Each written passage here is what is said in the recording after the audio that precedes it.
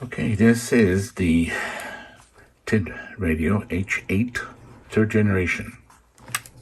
The black one is my second generation. I have two of them, and I experience no issues with it. I have not noticed any harmonic issues.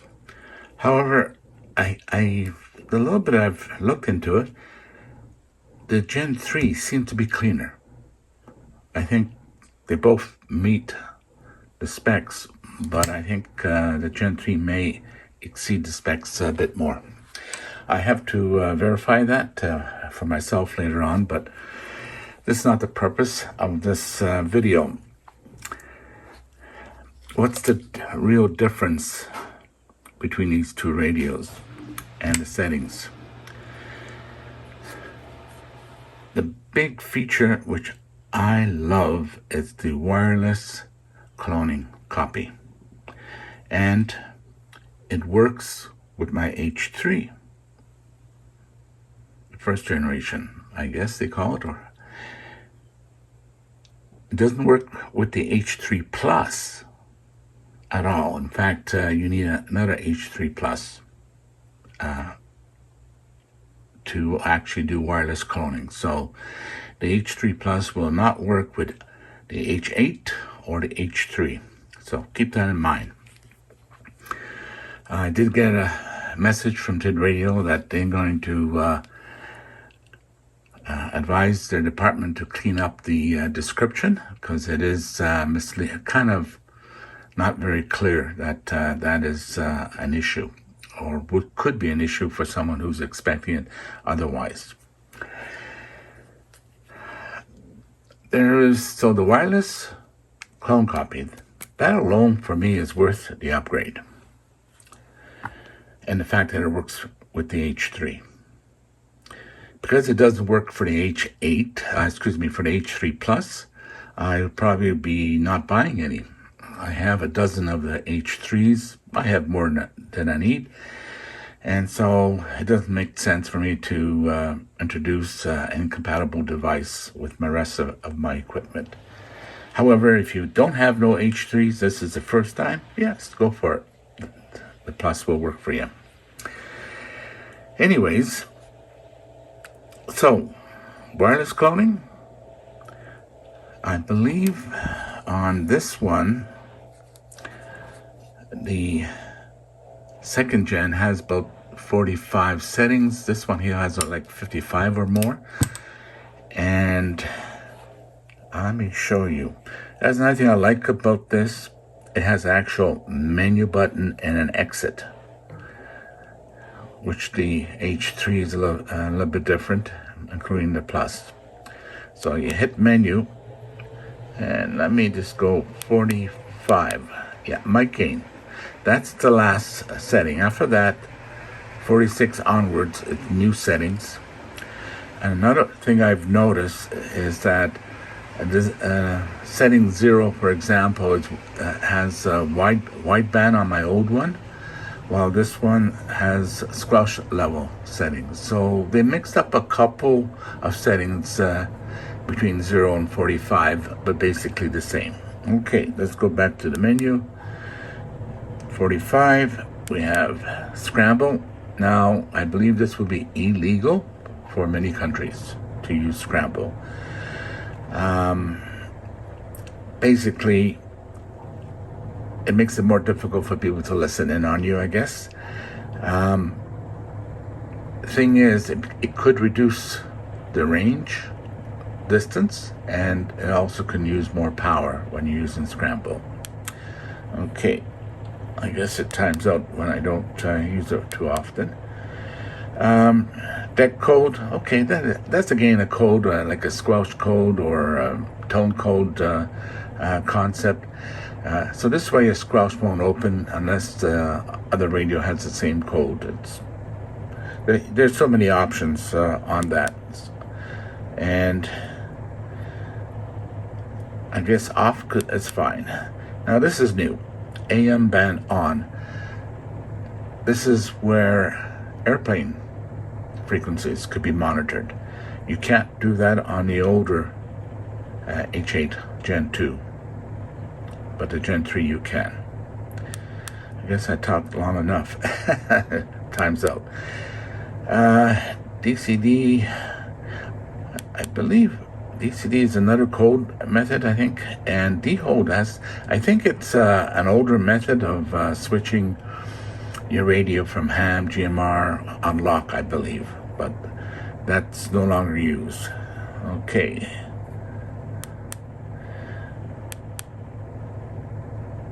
Okay, this is where you want the 200 megahertz, the 350 megahertz, and the 500 megahertz, which you can turn on. And pretty standard scan band all. Let me see what options we have here. Okay, it gives you, I have never used that myself, but okay, I'll just leave it at all, which is good enough. 0 bandwidth. Okay, on the other radio, it will give you squelch level for 0. So most of them are the same. Like I believe 22, which is for auto lock, it's the same. Where's the number? Let me go and check here. The numbers are changing so often. Menu, let's go. Menu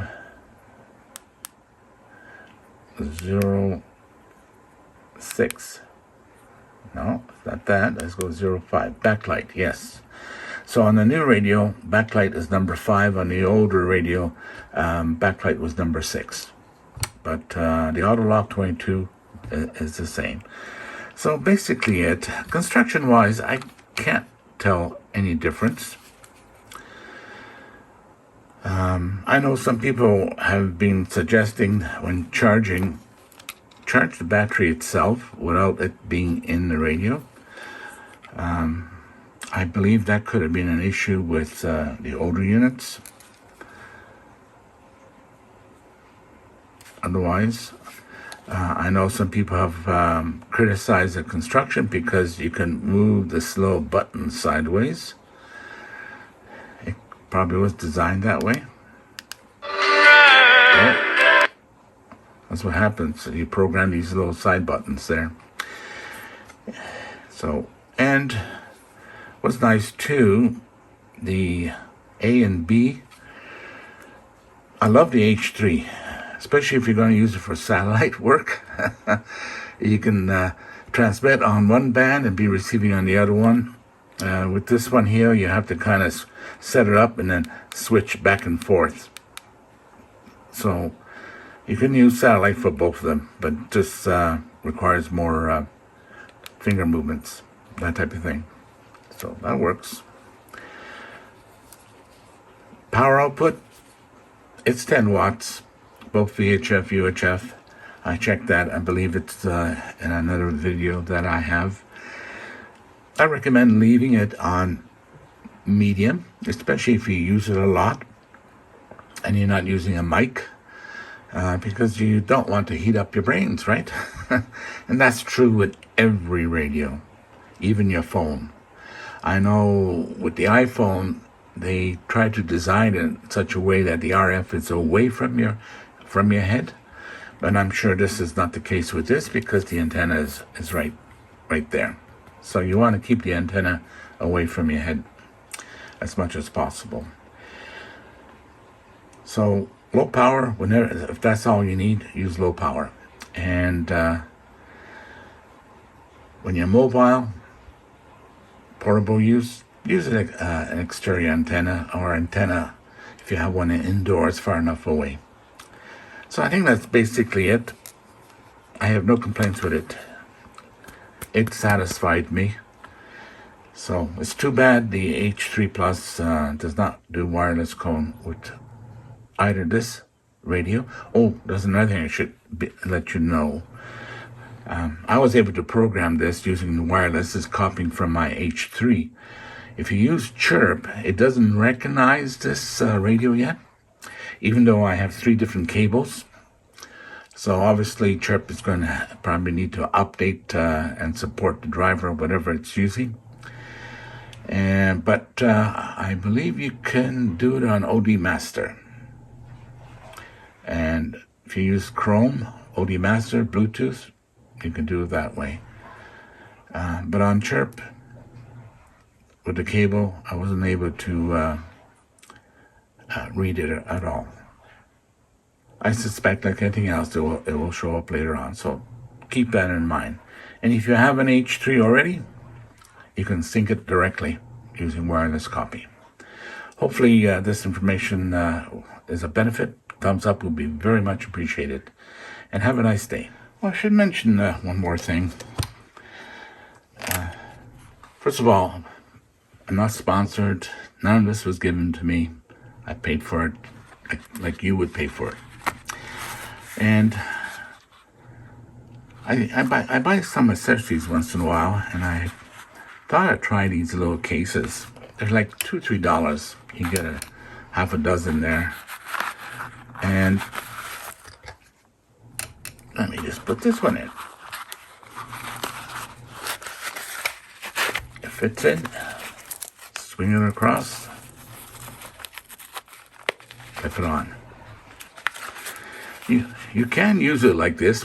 If it's locked frequency, you just power up, and all you have to do is push the button on the side, and it will work.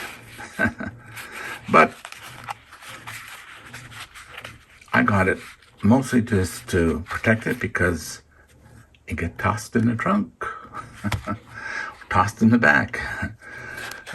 That's the advantage of these radios. As long as they are priced good. If the prices jump really crazy, then you might as well get a brand. Myself personally, I buy ICOM as my main units for everything. Okay, I thought I'd throw that in. It's available on, the usual China marketplaces, well known, competing with Amazon. So take a look if you're looking for something like that. Again, no commissions, no nothing. This is strictly my own purchase that I did over myself. If you haven't done so, it would be appreciated. Please subscribe. And thank you for watching. Have a nice day.